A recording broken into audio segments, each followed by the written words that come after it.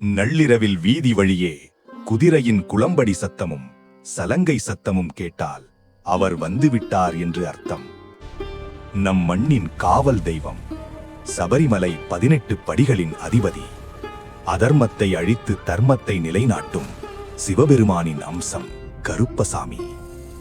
இவர் இருக்கும் இடத்தில் எந்த துர்சக்தியும் நெருங்காது, அநியாயம் நீடிக்காது. எந்த நீதிமன்றத்திலும் தீர்க்க முடியாத வழக்குகளை கூட இவர் சன்னதியில் செய்யும் ஒரே ஒரு சத்தியம் தீர்த்துவிடும்.